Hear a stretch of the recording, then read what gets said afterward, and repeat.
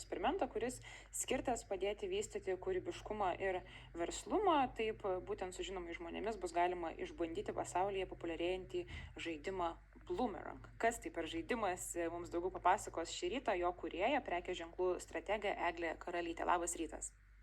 Labas rytas. Ir tie, kurie dabar įsijungtų portalą LRT, LT, LRT klasika, tai Eglė galėtų ne tik girdėti, bet ir matyti, tą tikrai raginu ir padaryti. Tai Eglė, pirmiausiai imkim tą jautį už ragų ir pasakykime klausytojams, kas yra tas Bloomerang. Tai Bloomerangas yra kūrybingumą ir verslumą skatinantis žaidimas, kurį aš sukūriau po daug metų darbo su įvairiais brandais, komandom, kūrėjais visame pasaulyje. Ir kviečiame tiesiog žmonės tokį kaip į eksperimentą, nes žaidimas bus atviras žmonėm, tai toksai pilnas daug surprizų, kūrybingumo aktyvavimo patirčių, garso, vaizdo, kvapų patirčių ir su idėja, kad kiekvienas žmogus, kuris ateis kaip ir toliau tobulins savo avatarą.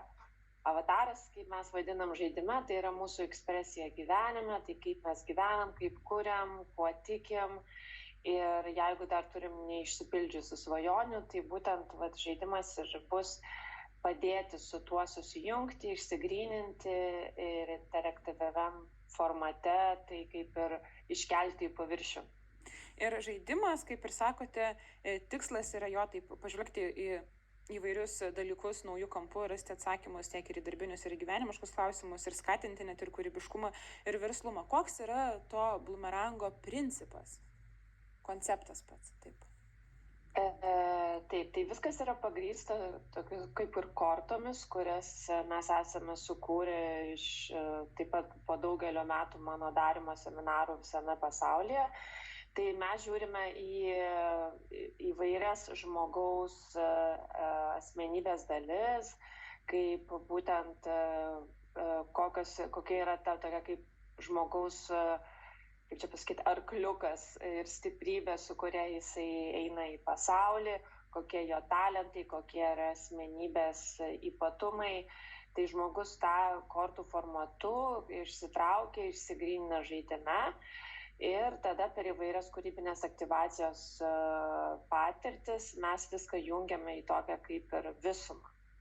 Tai per daug detalių nenorėčiau pasakoti, nes tada visas surprizas dingsta. Bet galit gal šiek tiek užsiminti, kaip tie žymūs žmonės bus įdarbinti, ir mes juos žaidime atpažinsime, kad štai pavyzdžiui, čia yra Gytis Ivanauskas, Erika Dženings ar Elžbieta Latėnaitė. Taip, čia vieni iš kelių, bus ir daugiau.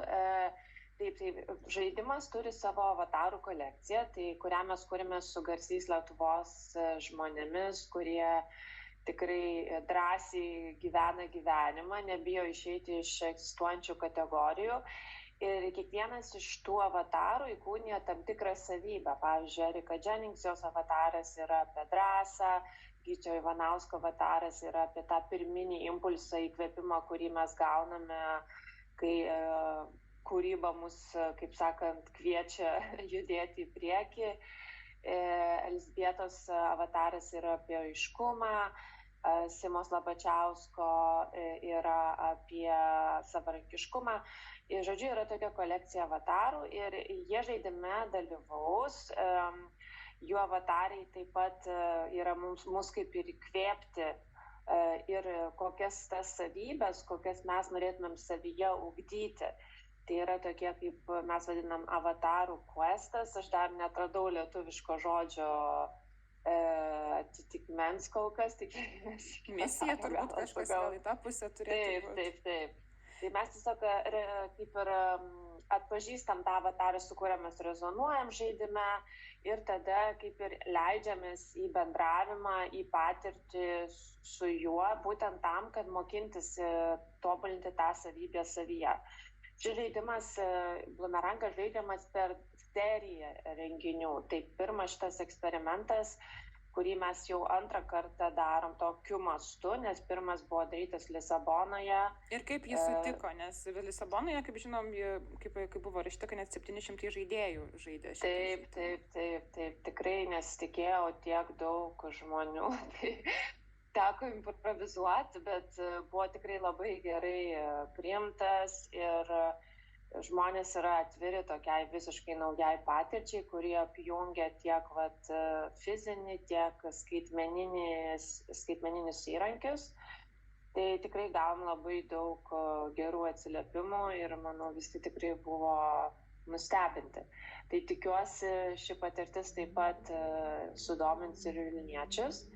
Kaip minėjau, žaidimas žaidžiamas per seriją renginių ir patirčių taip pat online formate, internete. Tai ne tai, kad čia mes jau ateisim ir kaip ir baigsim. Taip kaip ir savęs kūrimo procesas, jisai yra nesustojantis ir mes ištisai save tobulinam, atrandam iš naujo ir panašiai. Taip, tam ir yra skirtas bumerangas kaip tokia pagalbinis įrankis vis susikalibruoti save, savo tikslų ir svajonių link per visus įrankius ir procesus, kuriuos mes teikiame. Tai pradėsime nuo savo avataro kūrimo, tų pirmųjų žingsnių ir tada, jeigu žmonės norės toliau, tai galės prisijungti prie kitų renginių, kuriuos mes kursim tiek Lietuvoje, tiek kitur. Eglė vis paminė, tai tikrai galima ir šitą temą paplėtoti apie tai, kad štai į Lietuvą grįžote po 20 metų gyvenimo ir darbo svetur, kaip dirbote ir turėjot patirties sukaupusi New York'e, Londone, Paryžiuje, Barcelonoje, Beirute ir tikrai dar daugelį įvairių pasaulio miestų. Ko jautėt, kad stokojate žaidimų industriją, kad štai užsimanėte ir nusprendėte, kad štai dabar reikia tokio žaidimo kaip bumerangas? Nežinau, ar aš taip žiūrėjau labiau žaidimų iš industrijos. Aš tiesiog kaip ir visą gyvenimą kūriau tiek su dideliais brandais, tiek su verslininkais, tiek su kūrėjais.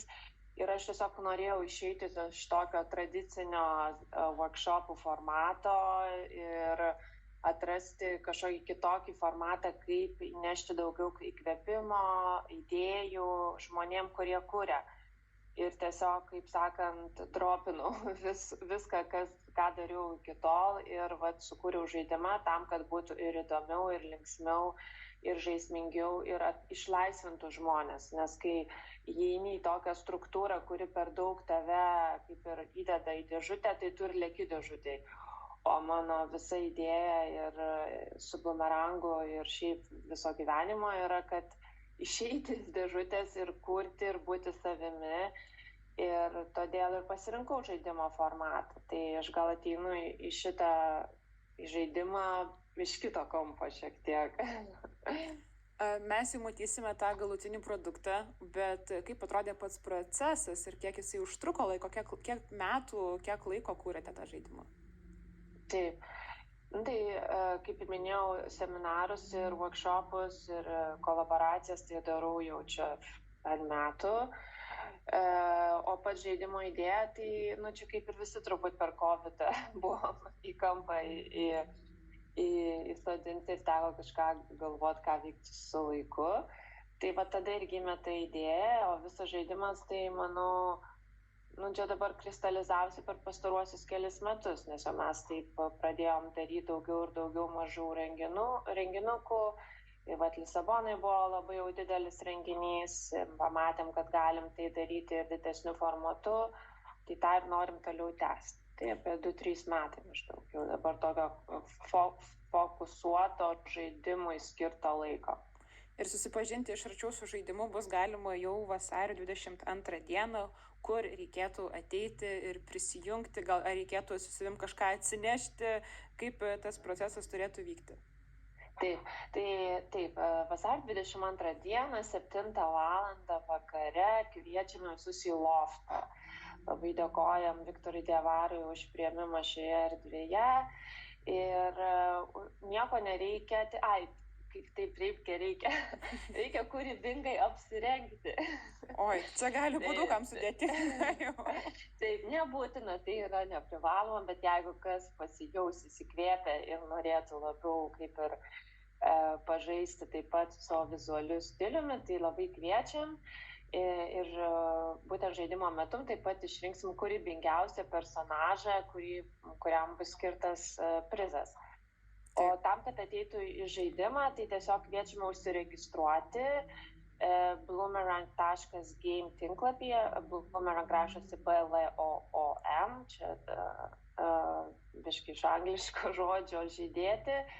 Ir tam, kad galėtumėm jums šiek tiek taip pat, kadangi renginys nemokamas, tai mums tiesiog reikia turėti sąrašą žmonių, kuriuos įleisti. Tai va, tik tiek. Taip. Ir atsinešti gerą, tokią atvirą kaip ir būseną naujom patirtim.